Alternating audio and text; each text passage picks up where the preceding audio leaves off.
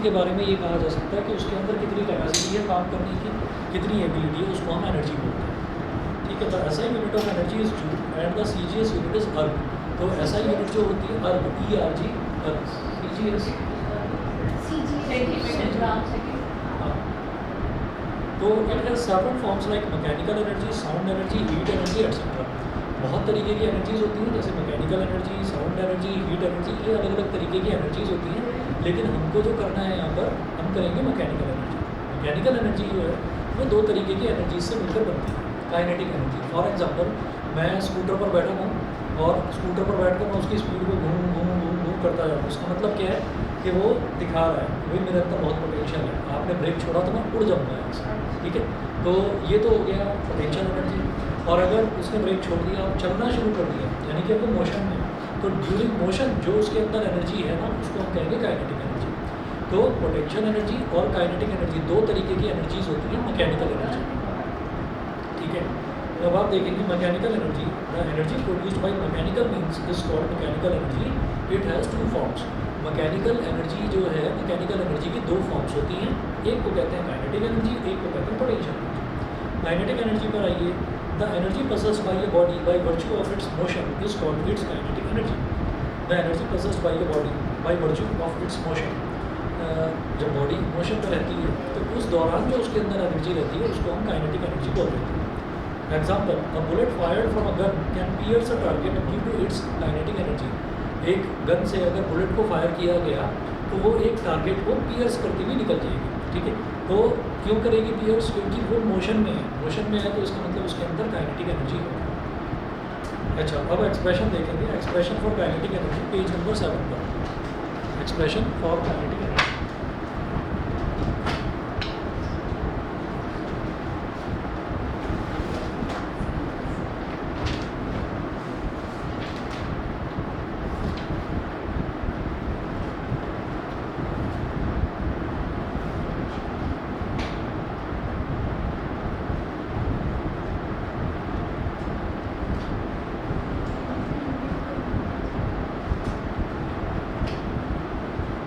Expression for kinetic energy.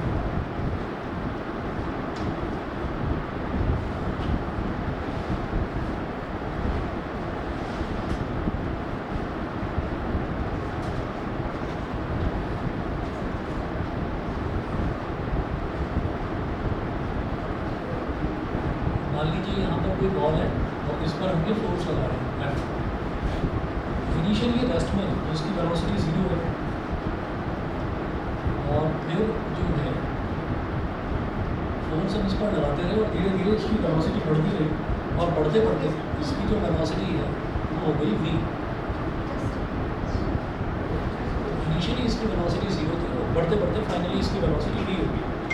अच्छा, अब यहाँ पर ये है कि let m is equal to mass of the body, let m is equal to mass of the body, u is equal to 0, u यानी कि initial velocity of the body, उसको हमने 0 मान लिया। ठीक है, f is equal to constant force applied on the body. f क्या है? कांस्टेंट फोर्स जो कि हम उस बॉडी पर अप्लाई कर रहे हैं। Small a, acceleration produce in the body in the direction of force. Force की डायरेक्शन में जो उसके अंदर एक्सेलरेशन बॉडी में प्रोड्यूस हो रहा है उसको हमने स्मॉल a बोल दिया। स्मॉल v है final velocity of the body और s है distance covered by the body. तो नॉर्मल यूजुअल वही टर्म्स हैं। f क्या हो गया? Applied force, u is equal to 0 हो गया इनिशियल वेलोसिटी, और थोड़ा फोर्स लगाने के बाद में उसकी जो वेलोसिटी बन जाती है उसको फाइनल वेलोसिटी बोला, जिसको v बोलते हैं। उसने जितना डिस्प्लेसमेंट ट्रेवल करा दैट इज s। ठीक है, और a हो गया उसके अंदर प्रोड्यूस्ड एक्सेलरेशन, वो a हो गया। तो ये सारी टर्म्स हो गई जो नॉर्मली हम यूज़ करते आते हैं। उसके बाद हम ये कहेंगे by third equation of motion,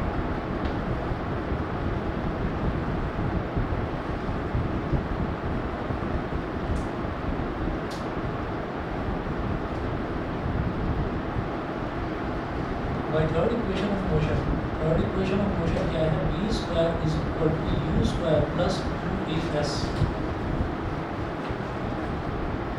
v square is equal to 0 का स्क्वायर प्लस 2as, 0 का square plus 2as। v square is equal to 2as। यहाँ से हमारा मोटिव क्या है कि हम यहाँ से एक्सेलरेशन a निकालना चाहते हैं। ये आ गया v स्क्वायर अपॉन 2s। ठीक है, इक्वेशन नंबर 1 बोल दिया इसका। सारी टर्म्स वही है, E square is equal to U square plus 2as, V final velocity, U initial velocity, A acceleration S displacement.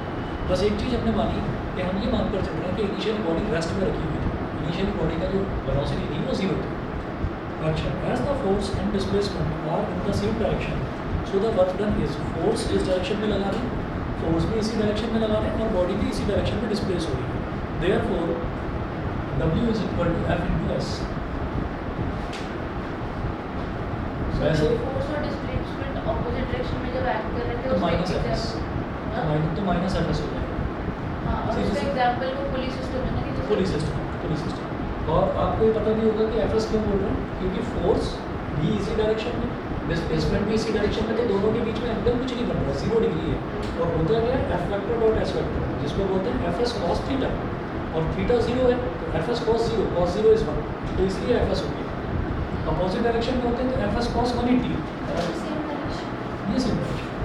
तो W is equal to F S, और हम क्या करेंगे यहाँ पर एफ की वैल्यू क्या होती है, हम जानते हैं कि force is equal to mass into acceleration, और ये एस हो गया, ठीक है। एम मल्टीप्लाइड बाई ए कितना है, E square upon 2s multiplied by S, इधर एस से एस कैंसिल आउट हो गया, तो ये आ गया W is equal to half M V square, half M V square. कोई भी बॉडी कितना वर्क कर सकती है, कोई भी बॉडी कितना वर्क कर सकती है, ये वर्क कर रही है बॉडी, कहाँ वर्क कर रही है, जब वो मोशन में है तो कोई भी बॉडी उतना ही वर्क कर सकती है जितनी उसके अंदर एनर्जी हो, ठीक है। तो उसके अंदर इतनी ही एनर्जी थी, इसलिए उसने इतना काम करा है, ठीक है। तो यही काइनेटिक एनर्जी है, क्योंकि मोशन की वजह से ये वर्क डन हुआ है, तो इसलिए इसको हम काइनेटिक एनर्जी बोलते हैं।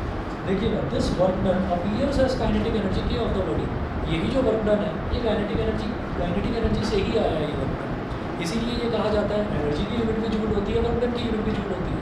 तो जितनी एनर्जी है उतना ही मैं वर्क कर पाऊँगा, मेरे पास 10 जूल की एनर्जी है, 10 ही जूल का काम कर पाऊँगा, 12 जूल का नहीं कर पाऊँगा, ठीक है। तो this work done appears as kinetic energy of the body, kinetic energy को कैपिटल E ले देते हैं, E is equal to half M V square, ठीक है। अच्छा जी, तो एक तरीका तो ये हो गया एक्सप्रेशन फॉर काइनेटिक एनर्जी, इसको हम अपने नोट्स पे नोट कर लीजिए, इसको हम एनालिटिकल मेथड भी बोल देते हैं, एनालिटिकल मेथड भी बोल देते हैं। सुमित नोट्स मैंने भी दिए, मैं मेरे को रिमाइंड करा था, मैसेज डाल दिया, ठीक है। बाकी सबके पास नोट्स है ना, सभी हैं। अच्छा जी, अब इसी तरीके से जैसे याद करिए, जैसे हमने वहाँ पर करा था ना इक्वेशंस ऑफ मोशन, जब हम डिराइव कर रहे थे तो हमने ये देखा था equation of motion analytical method, ये नॉर्मल जो मैथमेटिकल मेथड होता है इससे तो हम करते ही थे, एक कैलकुलस मेथड से भी करते थे, तो यहाँ पर भी कैलकुलस मेथड करनी थी। यहाँ लिखेंगे kinetic energy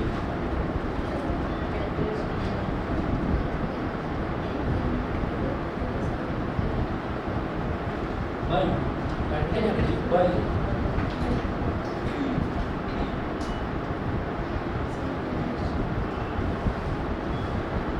calculus method, kinetic energy by calculus method.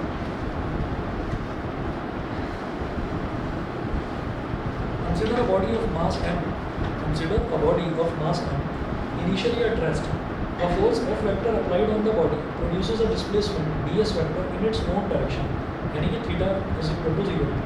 हमने ये माना कि हमारे पास एक फोर्स है F वेक्टर, और उस F वेक्टर की वजह से छोटा सा डिस्प्लेसमेंट प्रोड्यूस होता है, जिसको हम ds वेक्टर बोल देते हैं, F वेक्टर की वजह से, ठीक है। The small work done is, तो small amount of work done कितना हो जाएगा वो देखना है।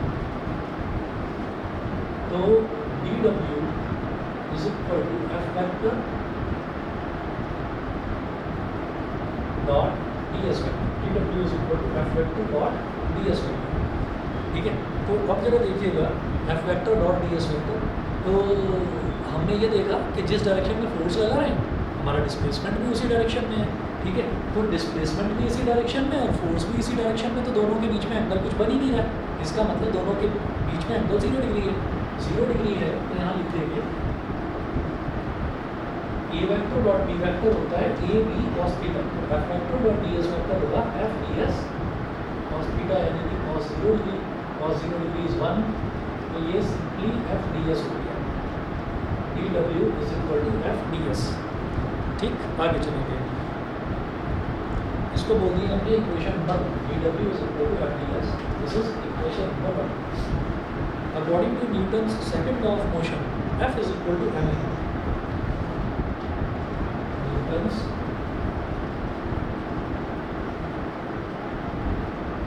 Second law of motion,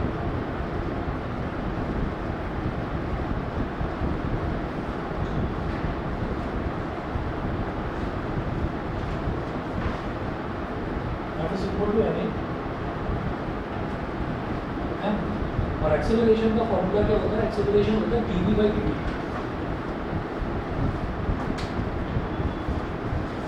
acceleration होता है dv by dt। Substituting this value in equation 1, इस वैल्यू को इक्वेशन नंबर 1 में सब्स्टिट्यूट करेंगे।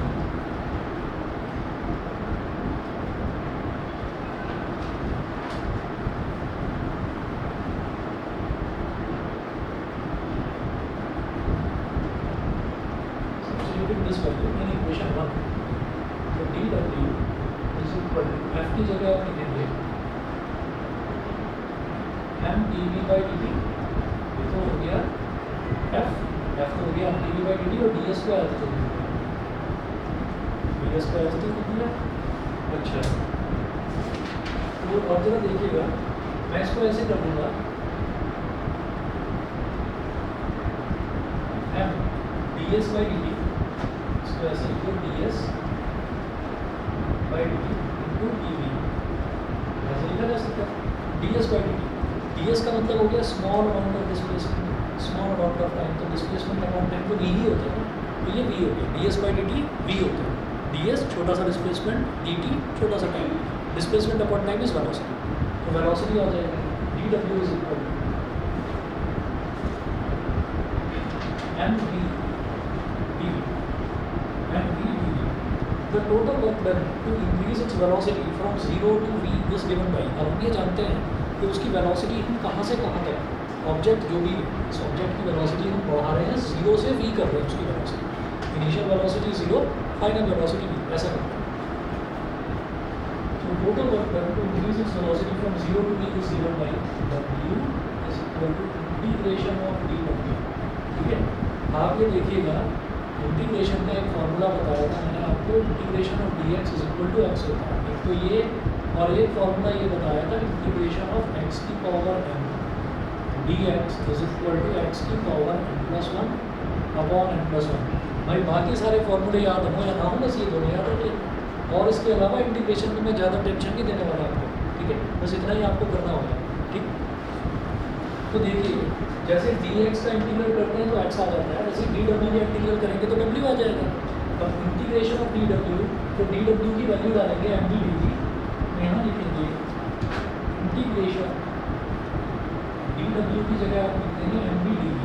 अब ये जो d के साथ लिखा रहता है ना, स्मॉल d के साथ जो टर्म लिखी रहती है, स्मॉल d के साथ क्या लिखा हुआ है v, स्मॉल d के साथ v लिखा हुआ है। तो ये जो dv है ना, ये जो dv है ये हमारा वेरिएबल है। एक्चुअली जो d के साथ जो टर्म लिखी रहती है वही वेरिएबल होती है।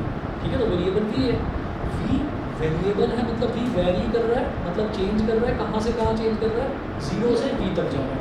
तो यहाँ लिखेंगे lower limit is 0 and upper limit is v, lower limit is 0 and upper limit is v। तो w इज इक्वल टू देखिए m तो कांस्टेंट है, इंटीग्रेशन में भी कांस्टेंट बाहर आ जाता है, तो लिखेंगे m इंटीग्रेशन 0 से v और v dv। तो v dv मतलब ऐसे हो गया ना जैसे v की पावर 1 और dv, तो x की पावर n और dx क्या होता है? x की power n plus 1 upon n plus 1। v की पावर, अब x की जगह v लिखा हुआ है बस भाई, x की पावर n dx था, v की पावर 1 dv है, तो n की जगह तो 1 है और x की जगह v है, तो क्या हो जाएगा? v की पावर 1 प्लस 1 अपॉन 1 प्लस 1, यानी कि v स्क्वायर बाई 2। ठीक है, यहाँ लिखेंगे w is equal to m into v की power 1 plus 1 upon 1 plus 1। Lower limit is 0, upper limit is v, m v square by 2। Lower limit is 0, upper limit is v।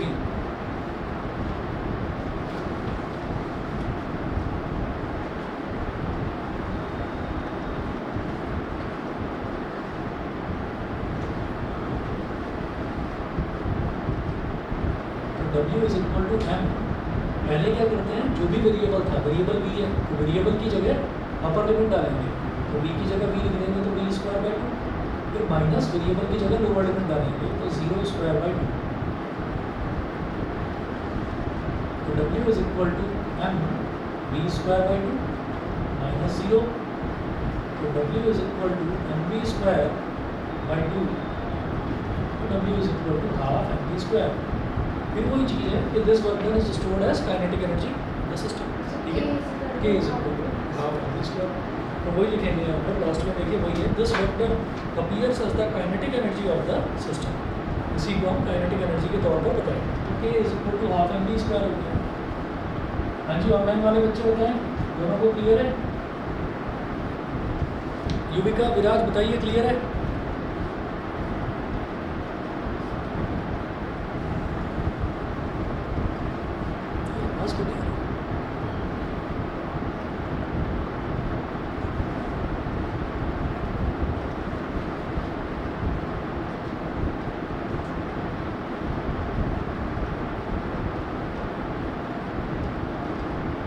Okay,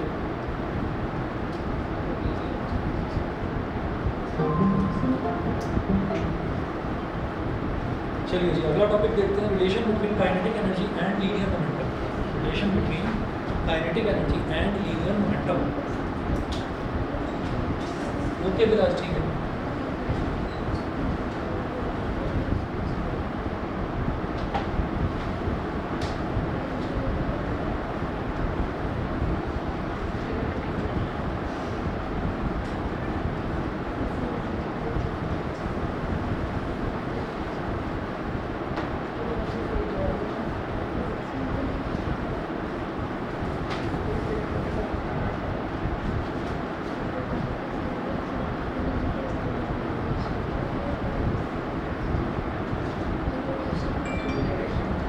relation between kinetic energy and momentum.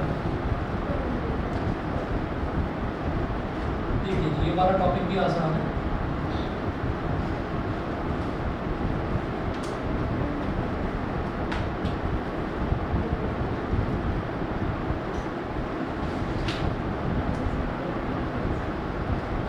Relation between kinetic energy and momentum. Momentum मतलब linear momentum की बात होगी। Momentum क्या होता है? P is equal to M V. Linear momentum का formula P is equal to M V. तो linear momentum P is equal to M V, P is equal to M V since A is equal to half M V square. अब क्या करना है, यहाँ पर आप m से ही नीचे मल्टीप्लाई कर दो और m से ही ऊपर मल्टीप्लाई कर दो, तो हमारा फॉर्म हुआ m into m is m square v square. ये हो गया m v का होल स्क्वायर। अब ये जो m v है, m v ही तो p है, k is equal to p square upon 12। m v की जगह मैंने p डाल दी, तो k kinetic energy linear momentum के टर्म्स में आ गया, k is equal to p square upon 12। अगर लीनियर मोमेंटम निकालना है तो क्या हो जाएगा, p square is equal to 2m के या p is equal to under root 2m के। ठीक है, सिंपल सा रिलेशन है। उसके बाद देखिए कुछ भी नहीं है इसमें, हमको ये मालूम है कि लीनियर मोमेंटम होता है मास इनटू वेलोसिटी, है ना। अब काइनेटिक एनर्जी का formula half M V square, मैंने क्या करा कि m से ऊपर मल्टीप्लाई कर दिया और m से नीचे मल्टीप्लाई कर दिया, ताकि ये m स्क्वायर वी स्क्वायर बन जाए। m स्क्वायर वी स्क्वायर को क्या बोल सकते हैं, एम वी का होल स्क्वायर, और एम वी क्या है p, तो p का स्क्वायर 1 2। बस बताओ ना, सिंपल है। काइनेटिक एनर्जी को लीनियर मोमेंटम के टर्म्स में ऐसे रिप्रेजेंट करेंगे और लीनियर मोमेंटम क्या हो जाएगा, p is equal to under root 2m। That's it, बस इतना है, ठीक है। उसके बाद अगला करवाता हूँ मैं वर्क एनर्जी थ्योरम, ठीक है। बस 1 मिनट वेट करिए, अभी आ रहा हूँ।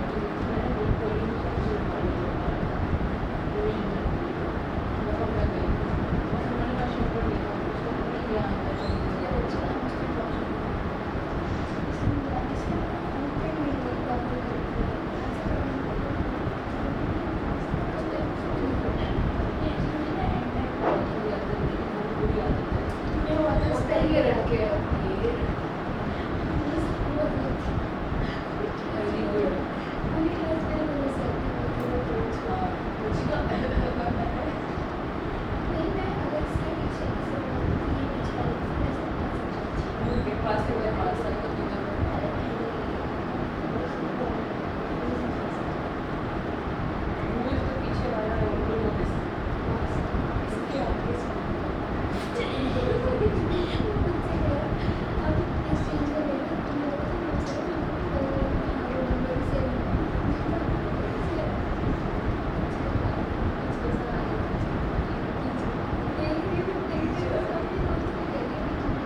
Yes, this is why I don't like people who like people.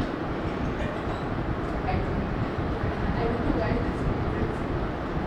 I don't like इसको बोलो I don't like people who like people. Exactly. You I will get don't like people who like that you will get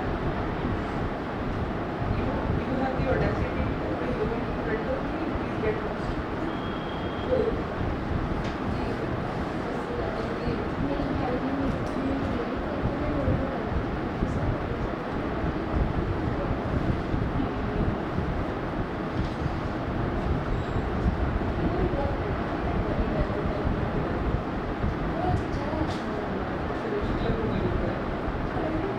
Sorry, I don't like people who like people. I like a heel, I don't like heels. You can wear it or not, but you can communicate with that. He's not even real.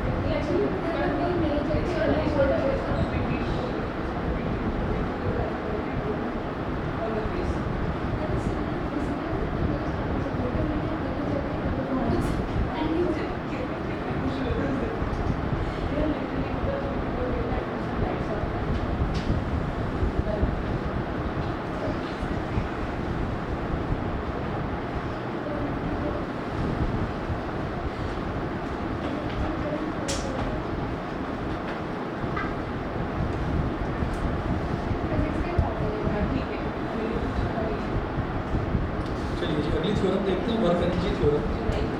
Work energy theorem क्या कहती है कि अगर मान लीजिए energy में कुछ भी चेंज होता है, जैसे मान लीजिए एनर्जी जो है एनर्जी में कुछ भी चेंज होता है, मान लीजिए एनर्जी 50 जूल थी और वो घटकर मान लीजिए 25 जूल रह गई, तो बाकी का 25 जूल कहाँ गया?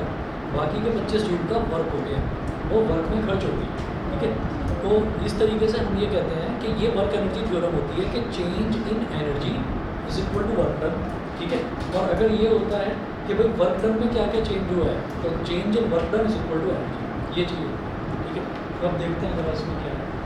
आपने लास्ट में बोला वो समझ में नहीं आया। मैं दोबारा बताता हूँ कि अगर मान लीजिए हमने हमारे पास टोटल 50 जूल एनर्जी है और वो 50 जूल एनर्जी घटकर 25 जूल रह जाती है, तो बाकी का 25 जूल गया बाकी था, 25 जूल वर्क पे लग गया वो वो समझ वर्क में में आ लग गया। गया। अब उल्टा सोचते हैं कि अगर मान लीजिए हमने पहले जो है किसी बॉडी पर मान लीजिए 10 जूल वर्क करा और थोड़ी देर बाद हमने उस पर 20 जूल वर्क कर दिया, तो यानी कि क्या हुआ कि वर्क डन में चेंज, मतलब वर्क डन जो हम उसको वर्क जो उस पर कर रहे हैं उसमें फ़र्क आ रहा है। पहले 10 जूल करा फिर 20 जूल करा, वेरी कर रहा है, तो इसका मतलब क्या हुआ कि वो जो एक्स्ट्रा 20 जूल है, पहले 10 जूल करा फिर 30 जूल कर दिया, तो जो एक्स्ट्रा 20 जूल है वो 20 जूल क्या है, हमने इतनी एनर्जी प्रोवाइड करा दी उसको। मतलब change in work done is equal to energy, change in energy is equal to work done. इसको कहते हैं वर्क एनर्जी थ्योरम, ये होता है। ठीक है, देखिएगा, it states that the work done by the net force acting on a body is equal to the change produced in the kinetic energy of the body। ठीक है, change produced in the kinetic energy of the body, जो change हुआ है kinetic energy में वही work done के equal है। इसका उल्टा भी होता है। पहले केस 1 देखते हैं, work energy theorem for a constant force.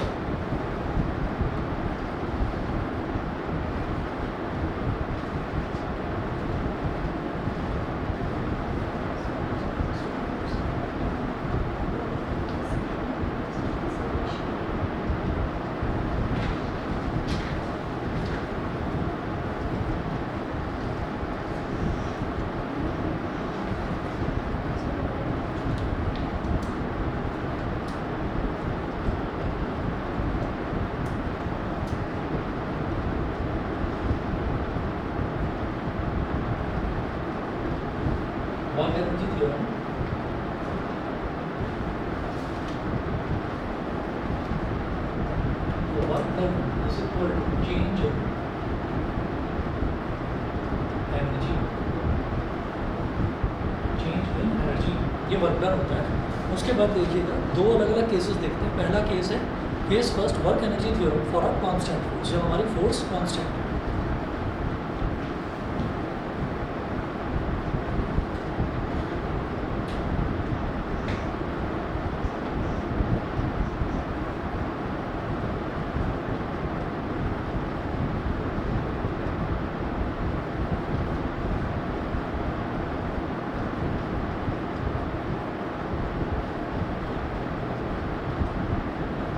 Work energy theorem for a constant force. इसमें देखिए suppose a constant force capital F acting on a body of mass m produces acceleration a in wind. तो suppose अ constant force, तो हमारे पास एक constant force है F, उसको जब हम किसी बॉडी पर अप्लाई करते हैं तो वो उसमें ना एक्सेलरेशन a प्रोड्यूस करते हैं। अच्छा, after covering distance capital S, suppose the velocity of the body changes from u to v। तो फोर्स अप्लाई करते हैं, फोर्स अप्लाई करने से बॉडी का एक्सेलरेशन a हो जाता है, ऐसी फोर्स अप्लाई करते हैं। हमारे पास क्या है, फोर्स है, एक्सेलरेशन है। उसके बाद वो बोल रहे हैं कि डिस्टेंस s कवर करने में उसकी वेलोसिटी बढ़कर u से v हो जाती है। तो by third equation of motion, by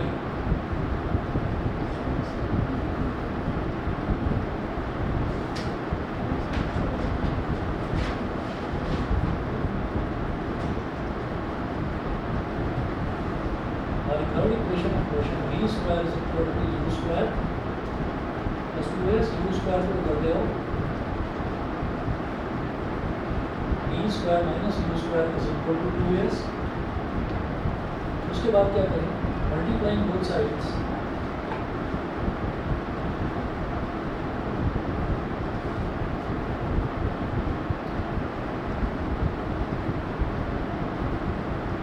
both sides by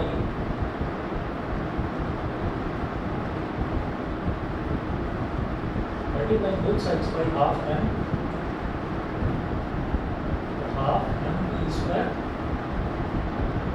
minus half m u square is equal to half m into 2s।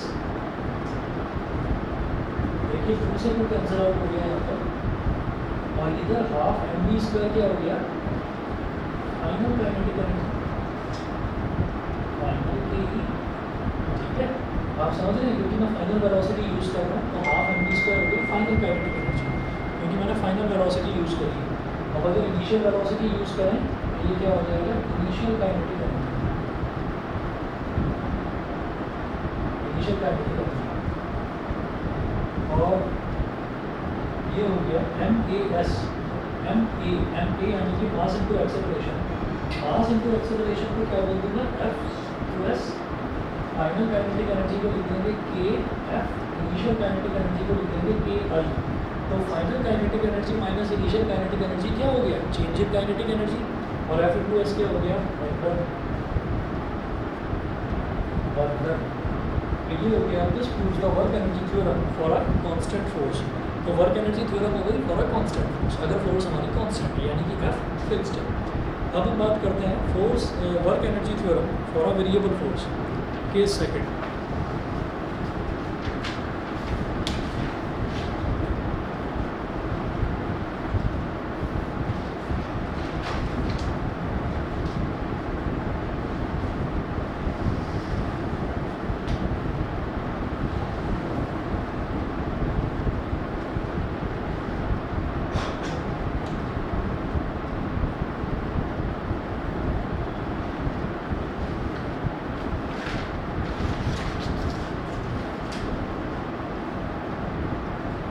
Work energy theorem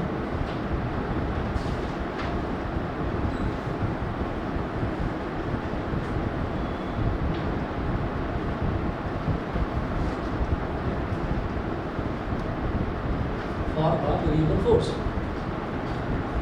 work energy theorem की बात करेंगे फॉर अ वेरिएबल फोर्स। तो suppose a variable force F vector acts on a body of mass m and produces displacement ds vector in its own direction, यानी कि theta is equal to 0 degree. तो हमारे पास अब जो force है वो force fix नहीं है, वो वेरिएबल है। वेरिएबल का मतलब कभी कम लगती है कभी ज़्यादा लगती है, ठीक है। तो चेंज हो रही है बार बार फोर्स में। लेकिन वो जो डिस्प्लेसमेंट प्रोड्यूस कर रही है वो उसी के डायरेक्शन में, जिस डायरेक्शन में हम फोर्स लगा रहे हैं डिस्प्लेसमेंट उसी डायरेक्शन में हो रहा है। मतलब मैं बॉडी को ऐसे आगे पुश कर रहा हूँ तो वो आगे ही जा रही है बॉडी, ठीक है। तो अच्छा, the small work done is, तो small amount of work done कितना हो जाएगा, D W is equal to F vector dot D S vector, ठीक है। तो देखिएगा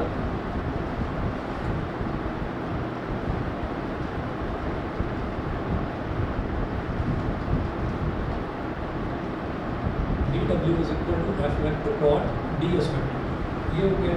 अब दोनों के बीच में जो एंगल है थीटा वो है 0 डिग्री, क्योंकि जिस डायरेक्शन में फोर्स उसी डायरेक्शन में डिस्प्लेसमेंट। ये हो जाएगा F D S cos 0 degree, cos 0 degree is 1, तो ये एफ डी एस हो गया हमारे पास। उसके बाद हम ये कहेंगे F is equal to M A, since F is equal to M A और ए क्या होता है D V by D T, A हो जाएगा M D V by D T.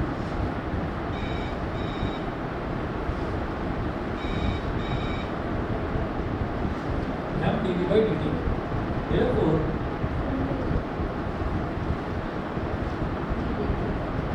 dw is equal to f की जगह लिखेंगे M D V by D T, M D V by D T और डी एस। फिर वही जैसे पहले हमने करा था, काइनेटिक एनर्जी जो निकाली थी हमने कैलकुलस मेथड से, बिल्कुल वही वाला तरीका। उसमें क्या करेंगे हम D S by D T को एक तरफ ले लेंगे, तो D W is equal to M D S by D T into D V. D S by D T क्या है, V M V D V, ठीक है। If the applied force increases the velocity from U to V, अगर applied force इसकी velocity बढ़ा रहा है, you से लेकर वी तक बढ़ा रहा है इसकी वेलोसिटी, तो total amount of work done कैसे निकलेगा। तो देखिए उसमें जो हमने काइनेटिक एनर्जी का कैलकुलस मेथड से जो डेरिवेशन करा था उसमें और इसमें फ़र्क क्या है, वहाँ हमने इनिशियल वेलोसिटी को 0 लिया था, यहाँ हम इनिशियल वेलोसिटी को u ले रहे हैं, केवल इतना फ़र्क है और कुछ नहीं है। अब तक भी आप देख रहे हैं बिल्कुल सारा कुछ सेम है, ठीक। तो अब देखिएगा क्या करेंगे, total amount of work done, total work done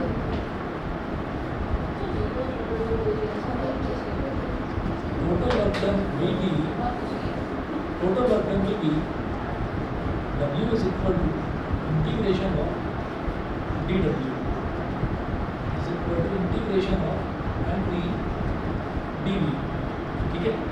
variable क्या है, डी के साथ जो टर्म लिखा रहता है वही वेरिएबल होता है, यानी कि वेलोसिटी जो है वो वेरी कर रही है कहाँ से कहाँ, u से v तक। और देखिए साफ साफ लिखा हुआ है कि फोर्स वेरी कर रही है, फोर्स वेरी कर रही है इसलिए वेलोसिटी वेरी कर रही है। लिखा है if the applied force increases the velocity from u to v then the total work done on the body will be this, ठीक है। तो क्या करेंगे भाई, m निकालने के बाद integration u to v v dv, v dv का मतलब v की पावर 1 dv, ये हो जाएगा v स्क्वायर बाई 2। v की पावर 1 है तो इसका क्या हो जाएगा, v की पावर 1 प्लस 1 अपॉन 1 प्लस 1, यानी कि v स्क्वायर बाई 2 हो जाएगा।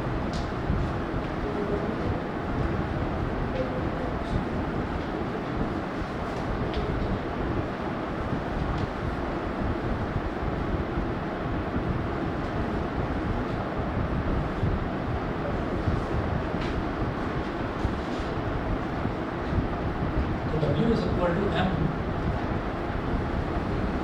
v square by 2, lower limit 0 plus u और अपर लिमिट v। एक बार v की जगह v ही डाल देंगे तो ये हो गया v स्क्वायर बाई 2, माइनस फिर v की जगह u डाल देंगे तो ये हो गया u स्क्वायर बाई 2। तो W is equal to v square by 2 minus M U square by 2, यानी कि W is equal to half M V square minus half M U square. Half M V square क्या हो जाएगा, final kinetic energy मतलब के F, और half M U square हो जाएगा इनिशियल काइनेटिक एनर्जी मतलब के आई, के एफ माइनस के आई, W इज इक्वल टू के एफ माइनस के आई। ये हो गया। तो this proves the work energy theorem for a variable force. ये वर्क एनर्जी थ्योरम एक वेरिएबल फोर्स के लिए हो गई। उसके बाद देखिएगा अब नेक्स्ट आगे क्वेश्चन दे रखा है,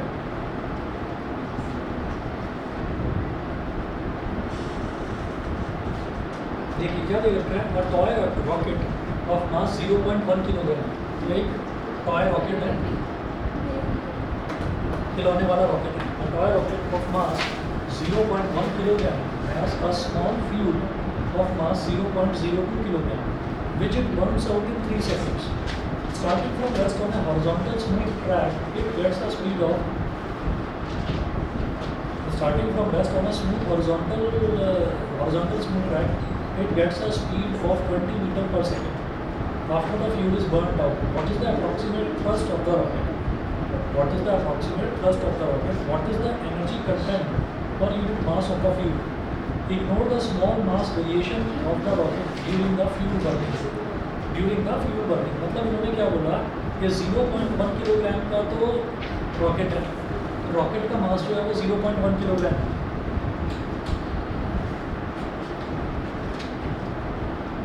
0.1 kilogram.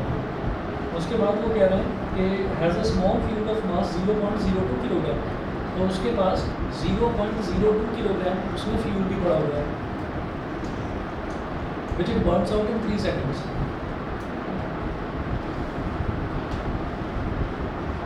Mass of fuel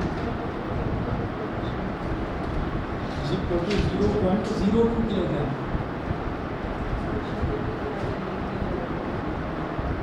0.02 kilogram, which it Burns out in 3 seconds. तो टाइम कितना लग रहा है, 3 सेकेंड्स में वो फ्यूल जल जाता है, पूरी तरह से बर्न हो जाता है।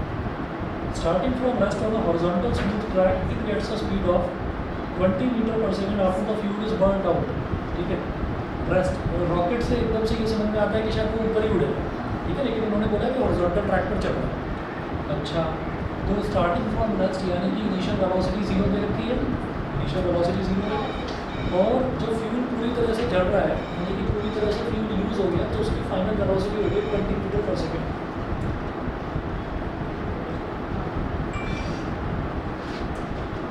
20 मीटर पर second. What is the approximate thrust of the rocket? Thrust का मतलब क्या है, फोर्स, थ्रस्ट का मतलब फोर्स है, ठीक है। तो अब ये कह रहे हैं कि भाई आपको फोर्स बताना है, थ्रस्ट। अब हो क्या रहा है, एकदम से ये ख्याल आएगा कि 0.1 किलोग्राम तो रॉकेट का मास है, 0.02 किलोग्राम जो है वो फ्यूल का मास है। इन्होंने यहाँ पर दे दिया है, यहाँ पर लिख दिया है इन्होंने कि एनर्जी कंटेंट पर मास ऑफ द फ्यूल, तो ब्रैकेट में लिखा है आगे पेज नंबर 12 पर देखिए, ignore the small mass variation of the rocket during fuel burning. ठीक है, मतलब मैं ये नहीं मानूंगा, मैंने सबसे पहले मन में ये आता है कि अच्छा इतना किलोग्राम तो रॉकेट का मास है, इतना किलोग्राम फ्यूल है, तो दोनों को ऐड करो तब जाकर टोटल मास निकल कर आएगा। लेकिन जब फ्यूल बर्न हो रहा है तो धीरे धीरे वो मास घट भी रहा है। तो उन्होंने कहा है कि भाई वो मास का जुड़ना और फ्यूल बर्न होने पर मास का कम हो जाना वो आपको सब इग्नोर कर देगा, तो सब कुछ आपको इग्नोर कर देना है।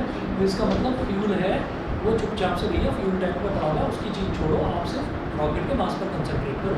तो TUV ये हमारे पास है, ठीक है, मास हमारे पास है, थ्रस्ट यानी कि फोर्स, फोर्स क्या होता है, मास इनटू एक्सेलरेशन। तो भाई एक्सेलरेशन की ज़रूरत है, एक्सेलरेशन की ज़रूरत है। कौन सी इक्वेशन है हम बताओ, TUVA कौन सी इक्वेशन, फर्स्ट इक्वेशन लिखिएगा, from first equation of motion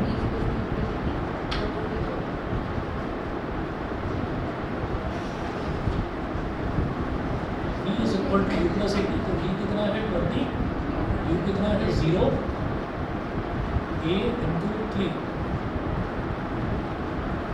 20 is equal to 3A हो गया, तो A कितना हो गया 20/3 मीटर पर सेकंड स्क्वायर। ठीक है, थ्रस्ट पूछ रहे हैं यानी कि फोर्स, फोर्स क्या हो जाएगा, मास इंटू एक्सेलरेशन। भाई मास कितना है 0.1, एक्सेलरेशन 20/3, पॉइंट गया तो नीचे 10 आया, 0 से 0 कट गया, क्या हो गया 2/3 न्यूटन। आंसर चेक करिए, थ्रस्ट ये दे रखा है 2/3 न्यूटन।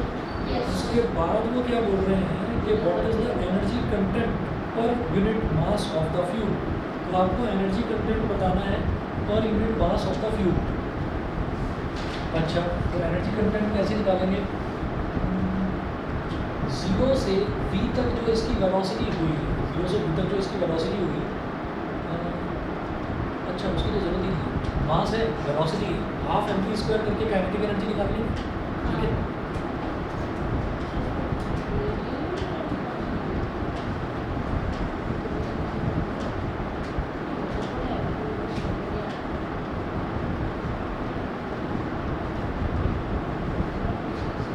अब ये कहेंगे kinetic energy gained by the rocket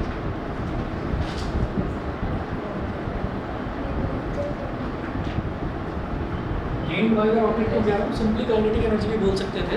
gained by the rocket इसलिए कह रहे हैं क्योंकि रॉकेट रेस्ट से स्टार्ट कर रहा है, तो रेस्ट से स्टार्ट कर रहा है यानी कि उसकी इनिशियल काइनेटिक एनर्जी भाई जीरो थी, half M U square, U क्या है जीरो, तो half M U square initial kinetic energy zero थी, कितनी डेवलप हो जाती है हाफ एम वी स्क्वायर, तो हाफ एम क्या है 0.1, 0.1 वी कितना है 20, तो 20 का स्क्वायर, तो हाफ इंटू 0.1 कितना हो गया 1/10, और 20 का स्क्वायर क्या हो गया 400, तो 2 2 सा 4, 2 0 आ गया, एक जीरो से एक जीरो कट गया सॉरी, ये 20 जूल हो गया। फिर वो कह रहे हैं what is the energy content per unit mass of the fuel, तो एनर्जी कंटेंट इतना per unit mass of the fuel, mass of the fuel कितना 0.02 किलोग्राम, ठीक है। तो लिखेंगे डिवाइड कर दो energy content per unit mass of the fuel